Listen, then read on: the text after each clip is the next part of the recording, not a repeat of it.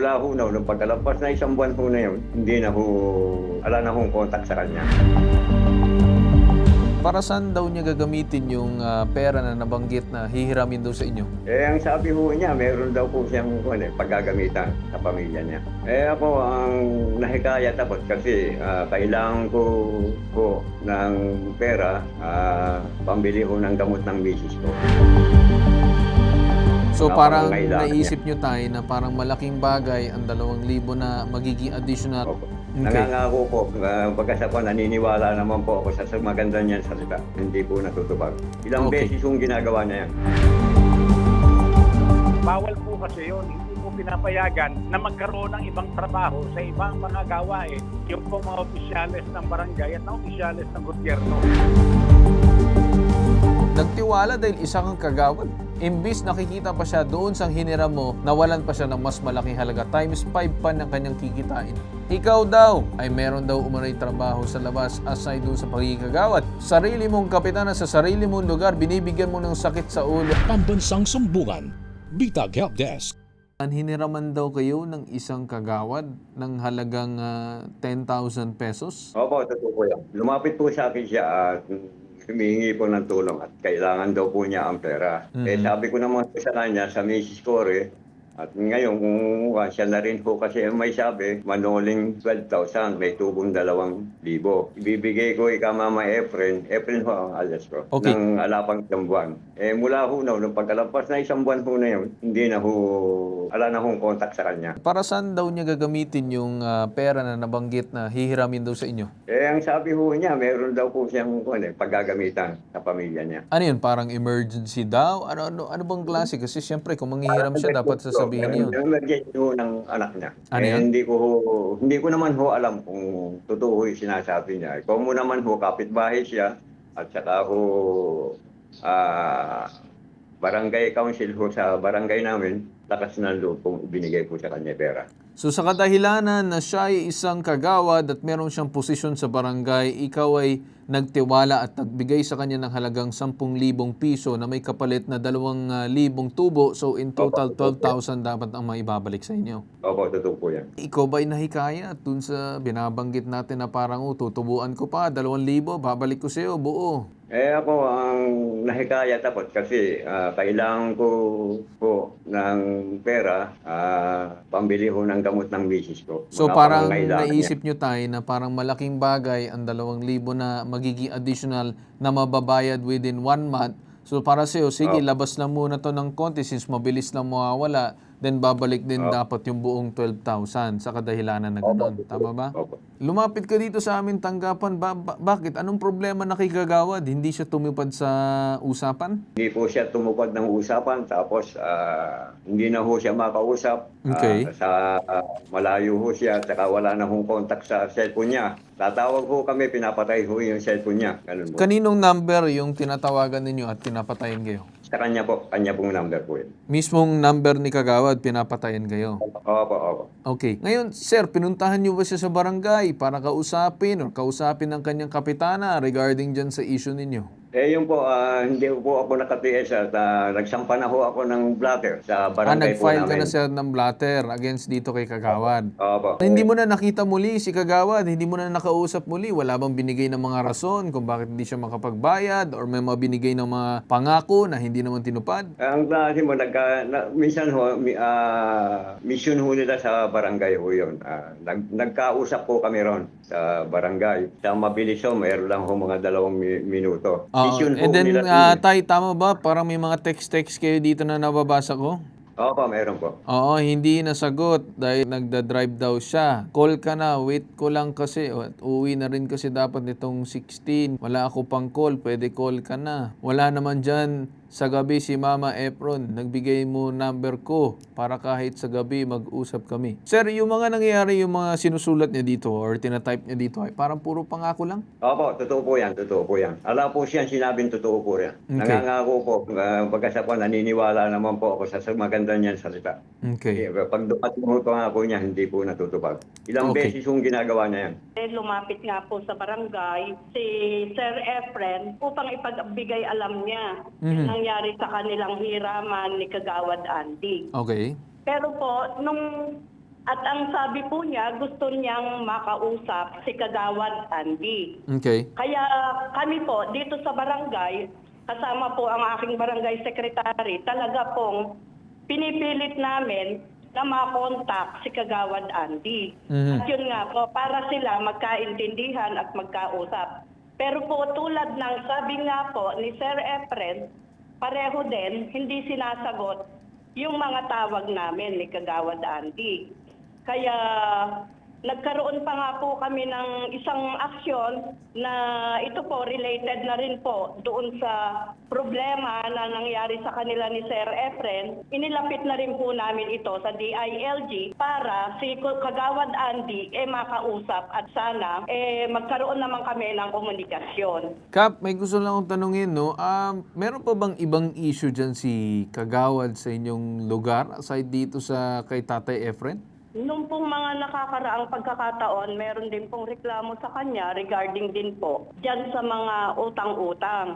Na yan naman po, nagkaroon po ng pag-uusap dito sa barangay at sila po naman ay nagkasundo. Okay. Yung pong mga nakaraan, nagkaroon naman po ng settlement. At tumaharap si Kagawad? Opo, nung pong pagkakataon na yon, nandito pa siya na nagre-report siya sa barangay pagka duty niya at hindi pa siya nagtatrabaho noong mga panahon na yon. Ay, anong trabaho, ma'am? Akala ko trabaho niya Kagawad. Anong ibig sabihin niyo hindi nagtatrabaho? Pinatawag daw siya nung kanyang tito or kapatid, gano'n, na ipag-drive yung mga pamangkin niya. Gano'n po. Kaya nung mga time na yun po... parang Kapitan, gusto ko lang tanungin is meron pa bang ibang trabaho si Kagawad aside doon sa pagiging isang Kagawad? Yun lang po, yung pagkakataon na yon na nung time po na yon na tinawag siya nung kapatid niya or tito, parang gano'n Na para mag-drive? Kailangan siya dahil ipagdadrive yung mga pamangkin niya na mga PWD. Okay. Kap, madalas ba mawala si Kagawad dyan sa inyong barangay o present naman siya? Yun nga po, meron po siyang 3 absent na sa amin pong regular session at pagkakaroon nila ng usapan ni DILG, inirison niya, valid reason naman daw po according to DILG. Okay. Hindi din naman po namin alam kung paano yung usapan namin, pero nang dumulog na po siya sa barangay, talaga pong pinilit namin na malocate si Kagawad Andy. At yun nga po, ang naging aksyon namin, kinonsern na namin kay DILG, kaya po napadalan siya ng memo ni DILG. At yun na rin po, isang concern na rin po namin doon para pagka siya nag-report na, makausap po siya ni Sir Efren. Pati ba ikaw, ma'am, ay hirap na din para mahanap itong Kagawad para ma-address yung mga concern na mga reklamo laban sa kanya? Yes, sir. Okay. So kayo din, Kap, bilang isang kapitana ng barangay, kayo ay hirap na hirap para dito sa tao na to na mahanap at mabigyan ng tamang leksyon. Tama ba? Opo, sir. Pagka po hindi na nagpapakita si Kagawad, tungkulin po ni Kapitan na humakbang upang siya ay matanggal na sa tungkulin. Maglikom na po ng ebidensya katulad ng absences sa mga pagpupulong ng barangay at pagkatapos yung iba pang hindi natutupad na gawain at ipadala po kagad yan sa Konseho Municipal ng bayang nakakasakop sa barangay. Okay. Kasama po ang findings at rekomendasyon na mabigyan ng kaukulang disiplina ito pong Kagawad na hindi na sumisipot sa barangay. Bawal po kasi yun, hindi po pinapayagan na magkaroon ng ibang trabaho sa ibang mga gawain yung pong mga opisyales ng barangay at na opisyales ng gobyerno. Ang anumang uri ng gawain sa labas po ng barangay na makakapigil sa maayos na pagganap ng opisyal ng barangay, lalo na ang mga kagawad ng kanilang mga tungkulin, ipinagbabawal na po yan. Sapagkat ito po ang frontline ng paglilingkod ng gobyerno. Ito po yung kumakatawan doon sa tinatawag na public office is a public trust sa ating saligang batas ng 1987. Yun po yung frontline. Sila yung nasa unahan ng paglilingkod. Pag hindi po nakikitang gumaganap, wala sa barangay. At sa halip, nandun sa ibang lugar at gumaganap ng pribadong tungkulin, wala na po siyang karapatang magpatuloy sa pagiging kagawad ng barangay. Lantarang pagtanggi na magbayad ng utang na kanya naman talagang hindi tinatanggihan, kundi kinuha at pinakinabangan sa oras ng kanyang pangangailangan. Ground po yan para siya po ay matanggal kaagad. Dismissal from the service, ayon po yan sa Civil Service Rules and Regulations, Administrative Code of 1987 at sa napakarami pong desisyon ng Korte Suprema. Kailangan pong kumilos na kapitana dyan. Kagawad Andy Doronio, maraming issue pala regarding sa'yo. Unang-una, wala ka bang kaawa-awa dito sa mag-asawa na kung saan si tatay tinutustusan ang kanyang asawa? Nagtiwala dahil isa kang kagawad. Imagine mo, saan kukunin ni tatay yung halaga na hiniram mo? Para lang pantustos at pambaya dun sa kanyang asawa sana. Imbis nakikita pa siya doon sa hiniram mo, nawalan pa siya ng mas malaking halaga. Times 5 pa ng kanyang kikitain. Ikaw daw ay meron daw umunay trabaho sa labas aside dun sa pagiging kagawad. Itong kapitana mo na si Cap Estelita Limayo, nagkakaroon ng problema dahil sa iyo. Sarili mong kapitana sa sarili mong lugar, binibigyan mo ng sakit sa ulo. So we will do our best and we will do whatever we can para ilapit sa DILG at ma-review kung siya ay fit for the said position. May balita na ba tayo dyan? Kung meron bang may bibigay na solusyon itong kagawad or wala pa rin talaga? Hindi pa namin rin siya nako-contact. Pero kahapon po, meron po kaming napag-usapan ni Sir Efren na sa ngayon po, gagawan ko po ng paraan yung nahiram sa kanya ni Kagawad.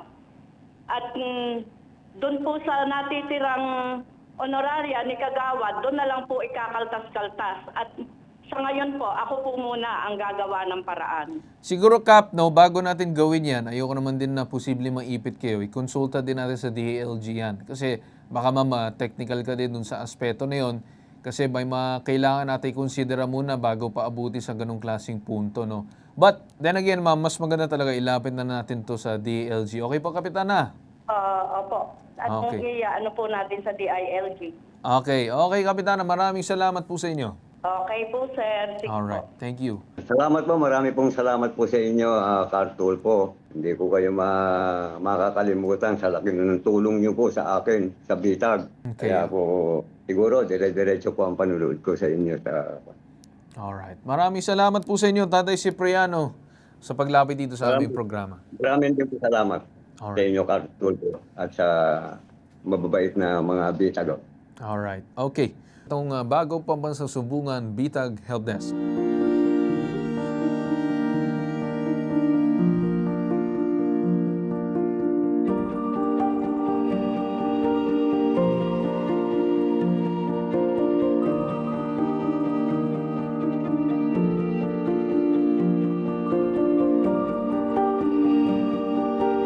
Maraming salamat sa Bitag doon sa mga operation dito sa Zaragoza. Naibigay ko sa kanila naging problema, kanya ako sinulungan nila. Kaya malaking pasalamat ko sa Bitag, lalo-lalo na kay Cartool po. At kanina lang ako, solve na, naibigay na rin sa mga naging problema. Solve na ako ang problema itong araw na ito. Natanggap ko na rin yung pera. Salamat po sa inyo. At hindi ko kayo makakalimutan sa Bitag. Maraming salamat.